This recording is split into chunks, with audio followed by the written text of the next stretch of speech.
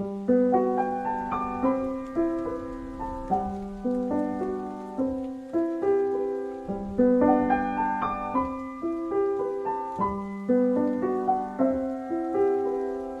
good morning to all of you. Today we are starting the topic linked list from data structures.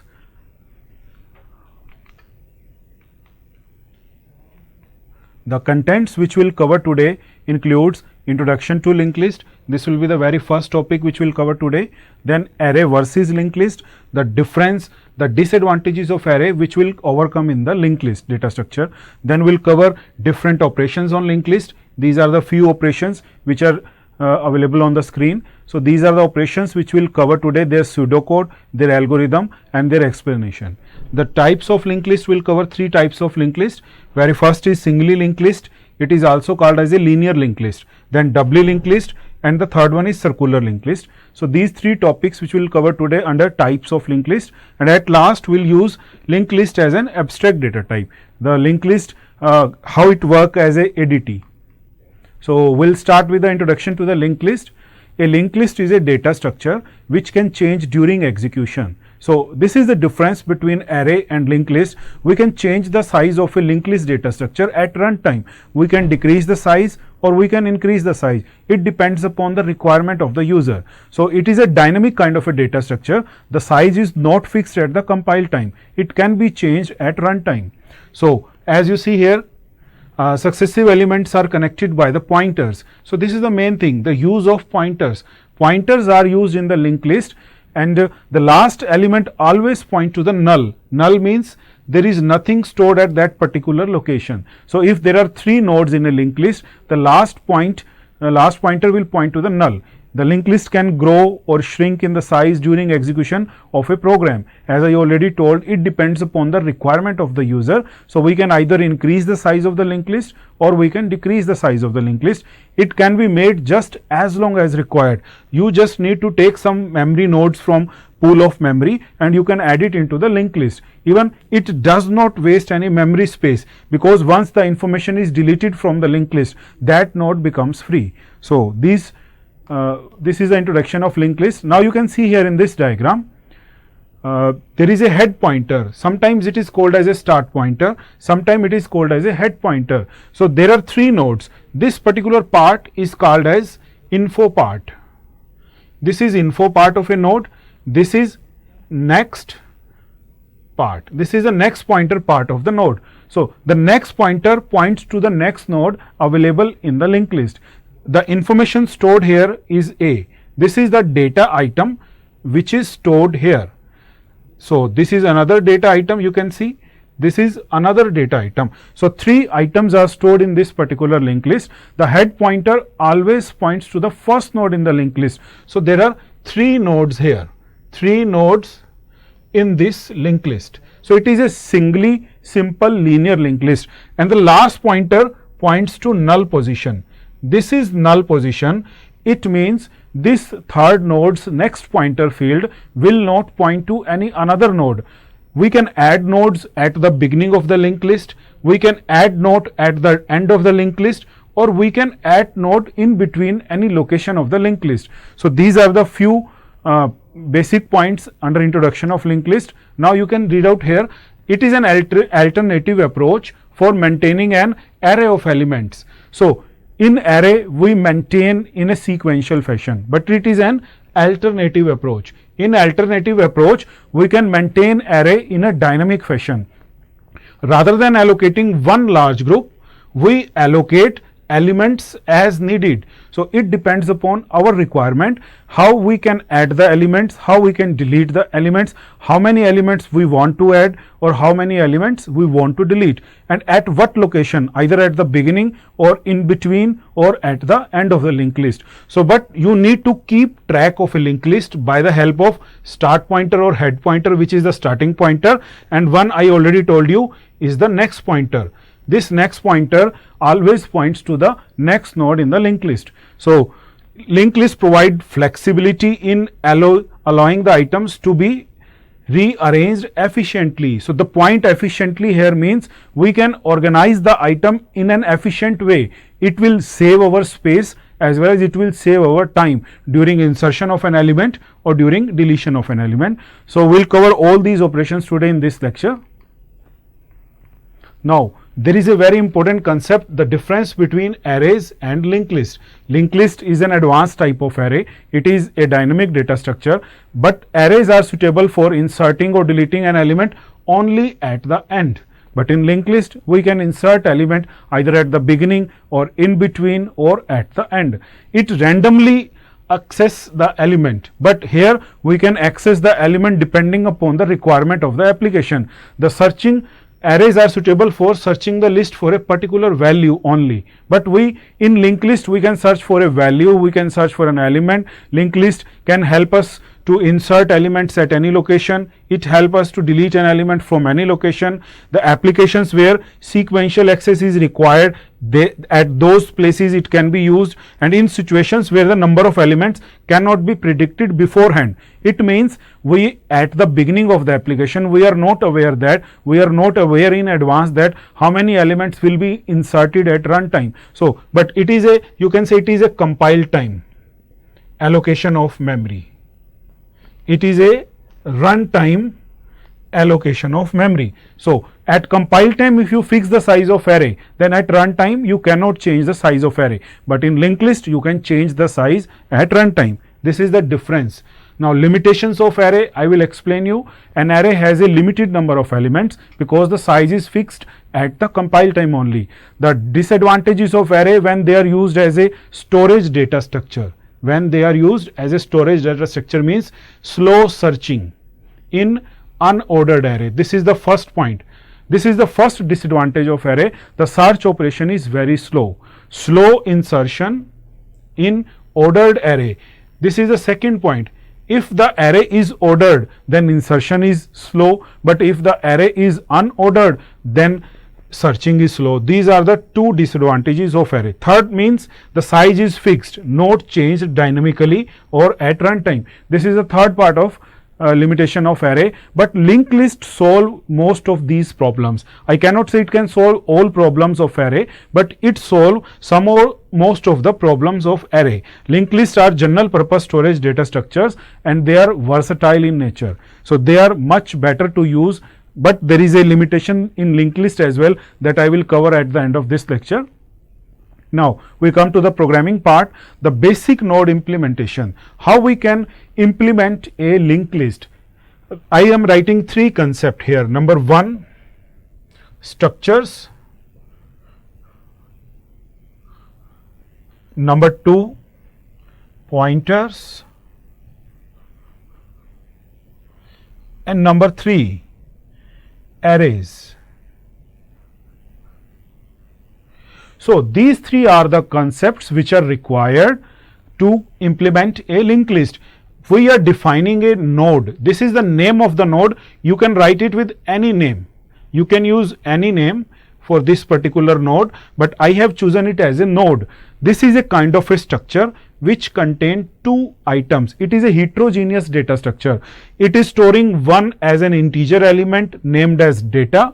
This is a variable. Another is the pointer variable named as next. So, one integer is here, another pointer is here. So, it is a heterogeneous data structure. As you can see here, if I define only a homogeneous data type or homogeneous data structure, then it will store the elements of the same type. But here one is integer, one is pointer. You can add floating point element inside this, you can add variable array strings inside this. So, this is the basic node implementation for a linked list. You need to define a structure and after that you need to allocate memory to this structure. Now, these are the basic operations on linked list. When you are going to insert an element into a linked list,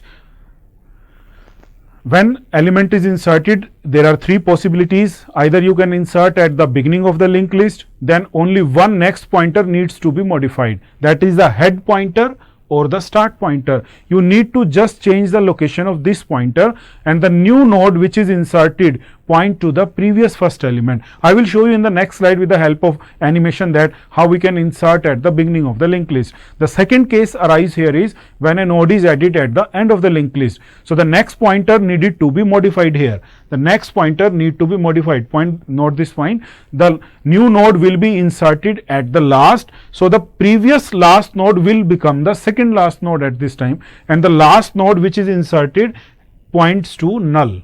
So this is the main point. The new node, when it is inserted at the last, it will point to the null. Earlier the node which was pointing to the null, now pointing to the new node which is inserted at the end of the linked list. Third case is when you want to add a node in the linked list in between at any middle location. It can be second location, third location, fourth location, any location in between first and last node. Then there is a requirement of one more additional pointer. I can say temp pointer is required, which will help us to add a new node in the linked list at any specific location. So we will cover all these three cases today. After that we will cover the deletion operation as well. Now I will show you the illustration how a linked list is inserted, how an element in a linked list is inserted. You can see here there are three elements here, three nodes here. The last node points to null. Now I want to insert an element into this linked list. So suppose this is the new node which I want to insert. Here this is the info part of the new node. This is the next pointer part. Sometimes link is also used word, the link part of the new node. It is pointed by a pointer temp. Temp pointers use is to help this node to get inserted into the given linked list. So how I can insert a new node into this linked list? There is one pointer start or head which is pointing here. This is a head pointer, or you can say start pointer. So head is pointing to the first node, and this temp pointer can insert node either at the beginning or in between or at the end. Just see here how it will work. The item to be inserted is X. I'll just clear this statements. Now you can see in better way the item to be inserted. After that, just see here, see the animation how the current pointer, or you can say it is the initial head pointer. It is the initial head pointer. So it is pointing to the first node. The element which is to be inserted is inserted at in between location, middle location. The new element is inserted at this location. It is inserted between A and B. So earlier where this pointer was pointing, now it will point to this node, and this pointer will point to this node, and this will be disconnected. So in this way we can see that our new node is inserted in between. Our new node is inserted in between. So I will show you once again, if I want to insert the element at the beginning of the linked list, how I can insert the element at the beginning. Okay, this is head node pointed by head pointer, and I want to insert this element at the beginning. Then what will be the situation? The head pointer directly points to the location where temp is pointing, and the next field will point where earlier head was pointing. So this link will be disconnected. Head will point it directly to this location, and this pointer will point directly to first node. So now this will become the first node, it will become the second node, this will become third node, and this will become fourth node. In this way we can insert element at this location. Similarly, we can insert the element at the last location as well. Now I will show you the pseudo code how to insert an element into a linked list. This code is written in C programming language. First you need to define a structure, ND, new data structure. Same, one is item data field and one is ND next pointer field. So this will point to the next node. This function, this is the main function which will help us to insert a node into a linked list. The name of the function is insert. The temporary one new pointer temp is used, which will help the new node to get inserted into the linked list. Now see this malloc function. this is the syntax of malloc function. Malloc function is basically used to dynamically allocate the memory at runtime. The size of memory which is allocated by malloc is of node, and the size of node we have defined here, one data item and one info part and one pointer part, 2.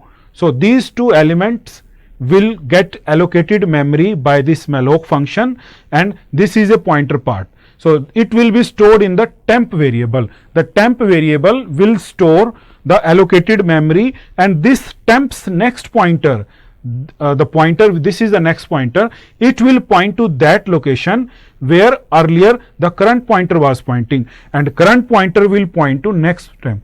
So this is the main code. These two lines are the main code which will help us to insert a node into the linked list. I will explain it once again. The next field of temp node will point where earlier the current node was pointing, and now current node will point to the temp node. In this way, this node gets inserted into the linked list. Now second operation is deleting a node from the linked list. Again the three conditions arise here: deleting the first node, deleting the last node, deleting an intermediate node. I will show you the illustration of this node. I want to delete this node. This linked list is pointed by the head pointer, or you can say start pointer. Now if I want to delete this node, item to be deleted, then first I need to make an operation like this.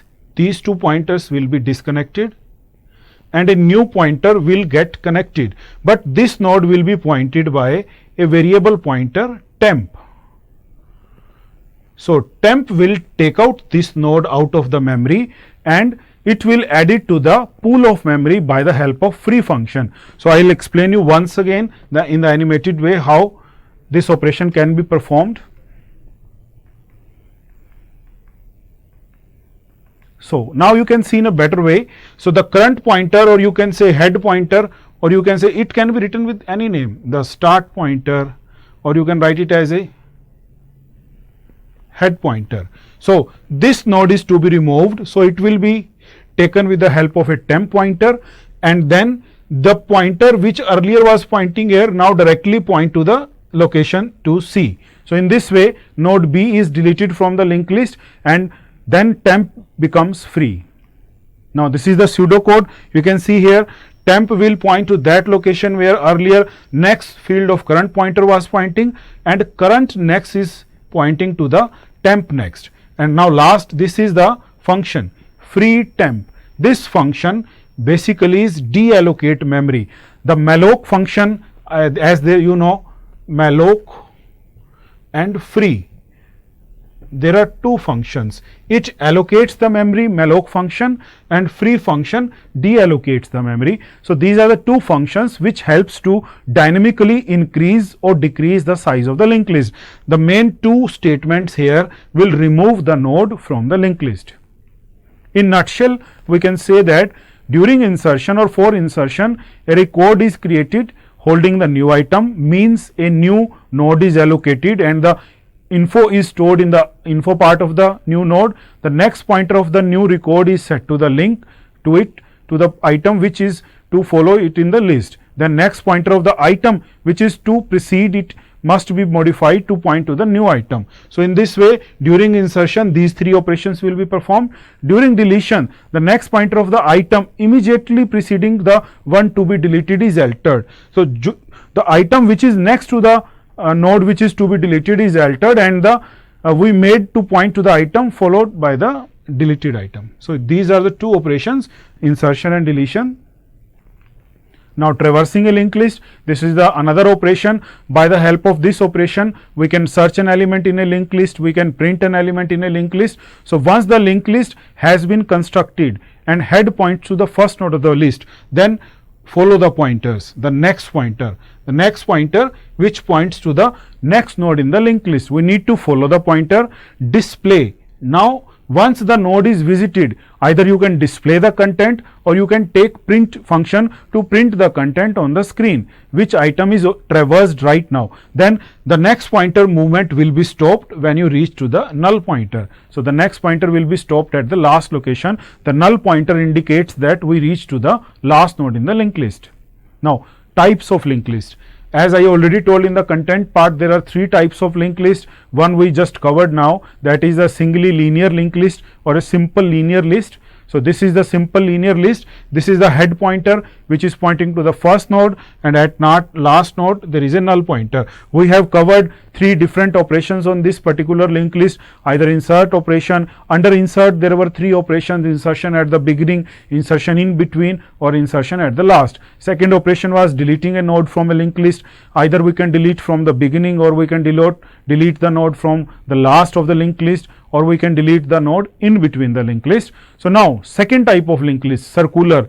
It is an extension to the linear linked list. The pointer from the last element in the list points back to the first element. So, the element from the last node will point to the first node. Earlier it stored null pointer, but now there is no null pointer in a circular linked list, because null does not store anything and we cannot move backward in a singly linear linked list. So, we need a kind of a movement here. Earlier null was stored here, now it is not used. Null is not used here. Now, this node will, as you see here, is pointing back to the node where earlier head was pointing. So, the next pointer field of the last node will point to that location where earlier head pointer was pointing. So, it gives us flexibility to move in a circular fashion. Suppose I have traversed this node, now I want to traverse this node, then I can simply directly move from this pointer and I can reach to this particular node. In this way, the item is inserted in the linked list. Now, doubly linked list, it is further extension to the singly linked list. It has more flexibility. Either I can move into the forward direction or I can move into the backward direction. So, it has a particular type of node. The structure of node in a doubly linked list store three fields. Three fields are here.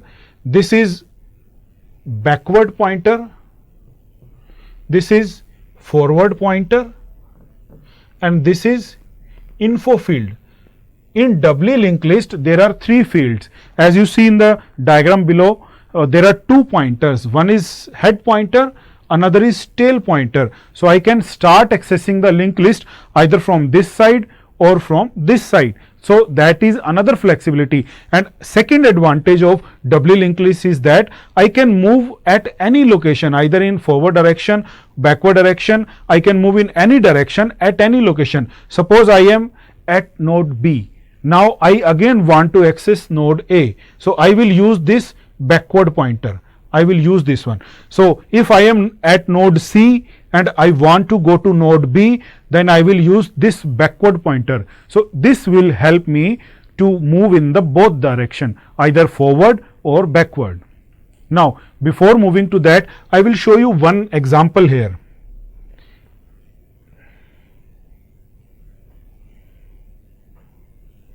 I am making a diagram of doubly circular. So, this is further more extension.